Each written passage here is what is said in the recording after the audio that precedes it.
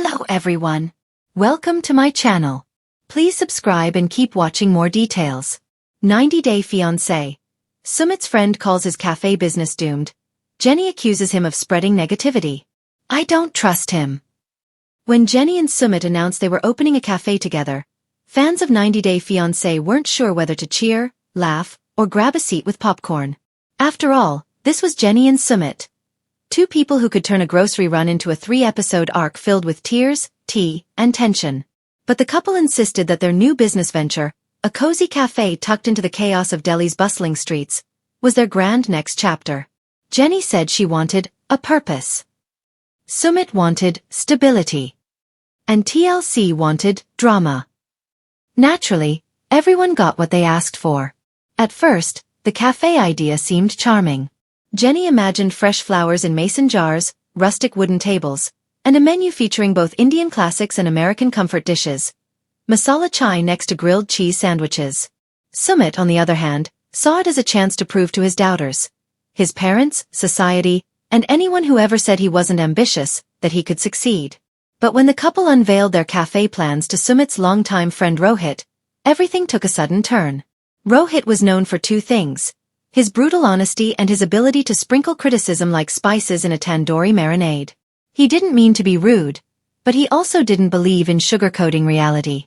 And as he stepped into the half-finished cafe, construction dust still floating through the air, his immediate reaction said everything. Yes, sab dek kalag to high, this business is doomed, he muttered, arms crossed as he surveyed the scene. Jenny froze. Sumit blinked. The cafe workers kept drilling, unaware they were witnessing the start of a new 90-day feud. What do you mean doomed? Jenny fired back, her voice betraying equal parts frustration and fear. Rohit didn't hesitate. You don't have a proper business plan. The location is risky. The decor is confused. And Jenny G, you don't know the local market. Running a cafe here is not like running one in America or watching one on the Hallmark Channel. Jenny practically reeled.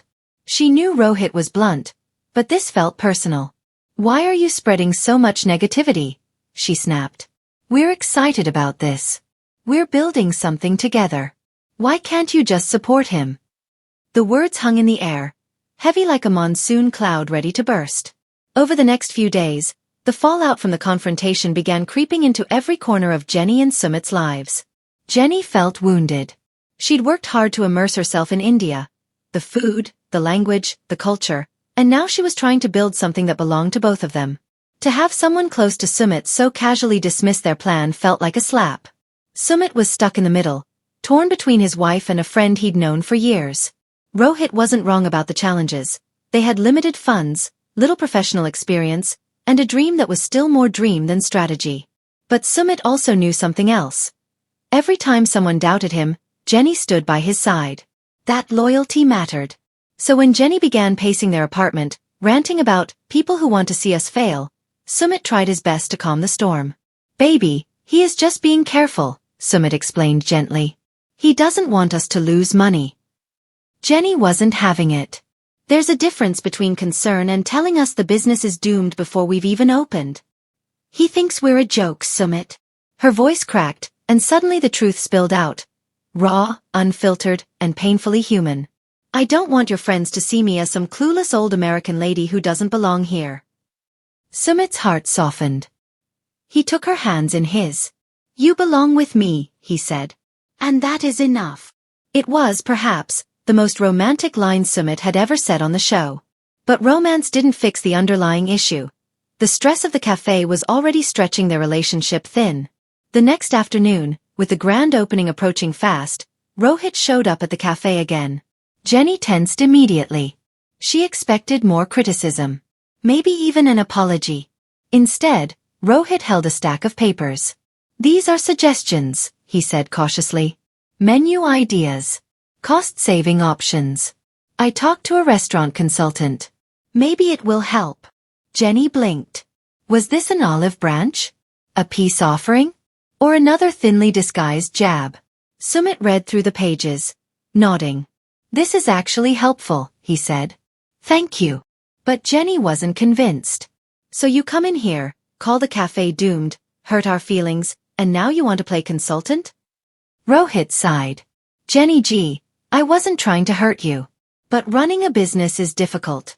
Being honest felt better than letting you walk into a fire. If you still want to do this, I want to help. I want you both to succeed. Jenny studied him, searching for sincerity. She found it awkward, uncomfortable, but real. Then say that, she replied. Not that it's doomed. Fine, he said. I believe you can make it work. If you prepare properly. It wasn't perfect. It wasn't poetic. But it was enough. By the time the cafe's opening day arrived, tensions had settled. Jenny arranged flowers on tables. Sumit handled last-minute menu adjustments. Rohit helped set up the outdoor signage. It wasn't exactly the picture-perfect journey Jenny had imagined, but maybe that was okay. Their first customers trickled in. Neighbors, friends, curious locals who had heard about the foreigner and Indian couple cafe experiment. Some ordered chai. Some tried Jenny's American-style pancakes. Everyone lingered, chatting and smiling. And slowly, something magical began to happen. The cafe filled with warmth, not just from the food, but from the community gathering around them. Even Rohit couldn't deny it. During a brief lull, he approached the couple. I think you proved me wrong, he admitted quietly. Jenny exhaled, relief softening her face. We're still proving it, she said. Sumit wrapped an arm around her. One cup of chai at a time. In the confessional, Jenny had the final word. I know people think Sumit and I make strange decisions. Maybe opening a cafe wasn't the safest idea. But we're doing it together. And if someone wants to call our dreams doomed, they can watch us succeed anyway. A little dramatic? Definitely. A little sentimental? Absolutely. But in true 90-Day Fiancé fashion, the drama, the doubts, and the determination only made their story more compelling. Because if Jenny and Sumit have proven anything over the years, it's that they don't walk away from each other, or their dreams, just because the world expects them to fail.